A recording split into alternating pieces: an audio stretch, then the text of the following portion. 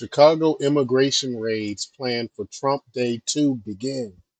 Blue state officials crying they weren't told.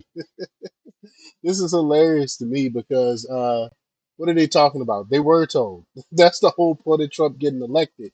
Trump ran on doing what he's doing right now, and the blue state officials are acting like they're surprised. Like I don't understand. He ran on shutting down the borders and sending illegal immigrants back to where they came from.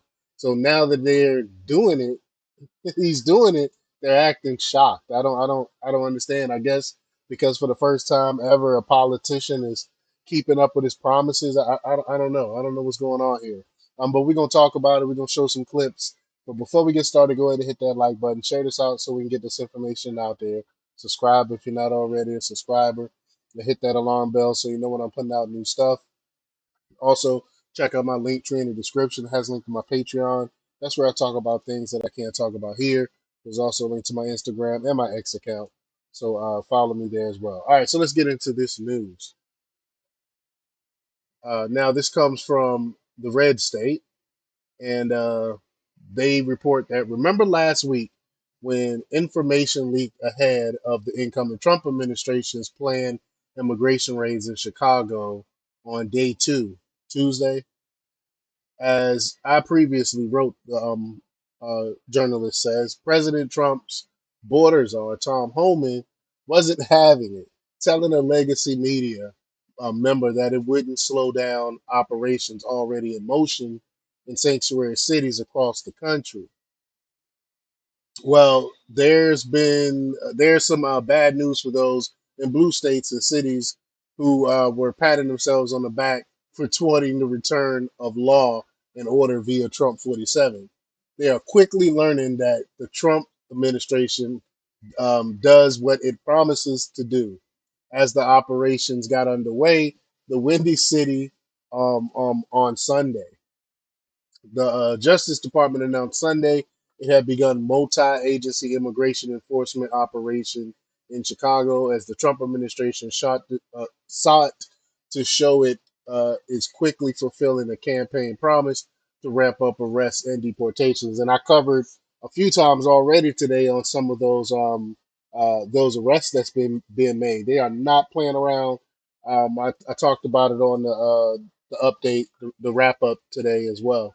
Officials said a host of law enforcement agencies will conduct such operations in the coming days. The Justice Department announced that its acting Deputy Attorney General, Emil Bove, had traveled to Chicago to oversee the effort to address what he called a national uh, emergency. And I reported on that.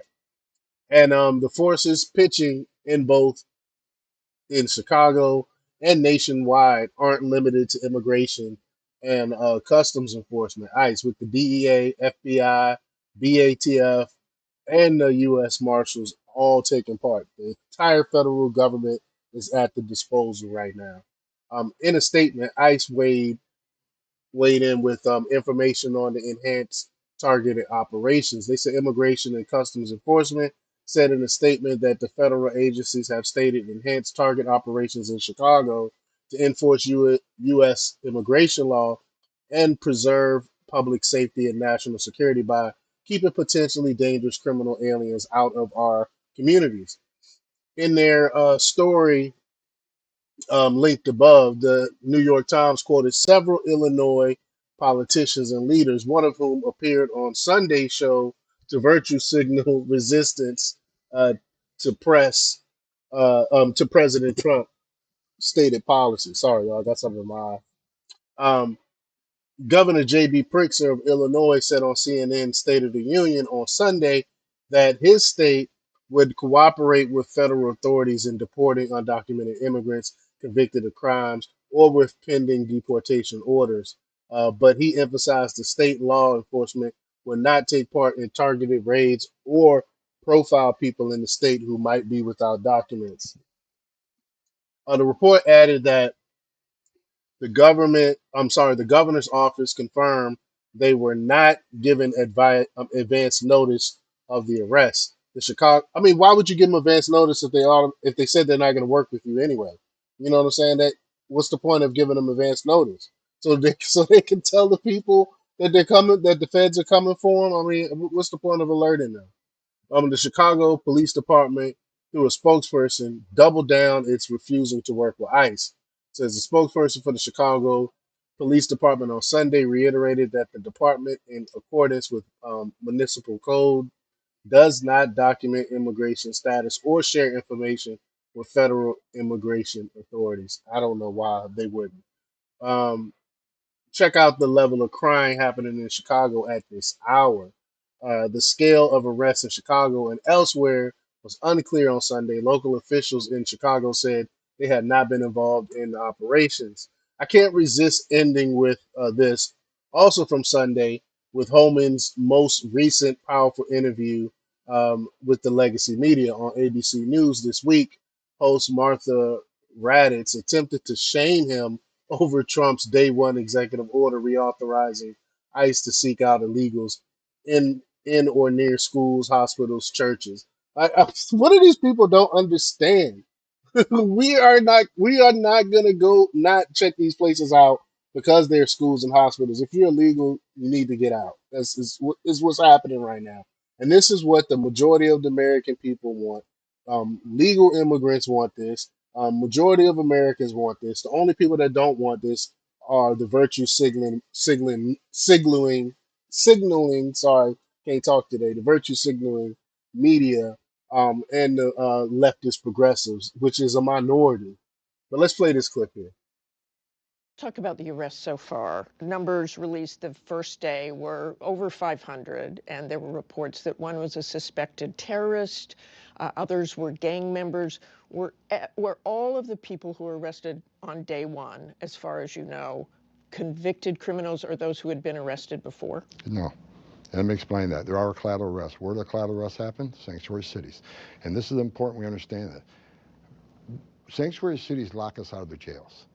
So instead of ICE being able to arrest the bad guy, the criminal alien, in the safety and security of a jail where the officer's safe, the alien's safe, and the public's safe, sanctuary cities release them back in the community, which endangers the community, putting the criminal alien back in the community. But when we find him, he's going to be with others, most likely. Many times they're with others. If they're in the country illegally, they're coming too. Yeah. But were these arrests all in sanctuary cities? See, that's. I mean, it's simple.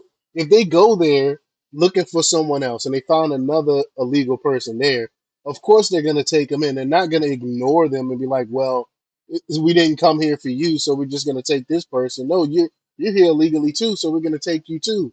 It's just why they can't see that. Why they can't see that. But that wouldn't happen if they had the local municipalities in the state working with the federal government when they catch them in the prisons and stuff like that and hand them over. There wouldn't be this uh, collateral. I don't want to call it damage because that's not what it is, but this collateral uh, pickup or whatever. Like it makes. I mean, that's common sense. So I don't even know why. I mean, these journalists, and they're not journalists, they're activists. She's a total activist. I mean, look at her face. Ugh. It doesn't appear so on the first day. The collaterals, many more. I don't have the exact breakdown. But again, So the arrests in sanctuary cities, Massachusetts, in Chelsea, Massachusetts, which the governor said it's great to arrest the criminals who have been convicted, but were there people taken there as well who were not convicted? I'm Were sure there they, was. as you say, collaterals? I'm sure they are. You talk about these numbers expanding. 500 the first day. What do you think you can get up to? As many as we can get. Yeah. What can happen at this point, given your manpower? Look, I think we're in the beginning stages. We're bringing more resources into this operation. As a whole of government, we're going to have DOJ assisting us. And like the DOD piece, helping build infrastructure, helping the transportation, that takes ICE, badges and guns, out of those duties and puts them on the street. I want to go back to who you're deporting. Aside from the long list of executive actions, the administration said it will no longer tell ICE agents they have to avoid sensitive locations, including schools, hospitals, churches. Benjamin Huffman, the acting Homeland Security Secretary, said in a statement, criminals will no longer be able to hide in America's schools and churches to avoid arrest. What criminals are hiding in schools? Look, Middle schools. Elementary schools, you going to go into those? How many MS-13 members are the age of 14 to 17? Many of them. right? So look, if it's a national security threat, public safety threat, and what you need to understand is a case by case. Name another agency, another law enforcement agency that has those type of requirements that they can't walk into a school or doctor's office or on a medical campus. No other agency's held to those standards. These are Right. well-trained officers with a lot of Facts. discretion. And when it comes to sensitive location, there's still going to be supervised review. So it's not like it's an open issue.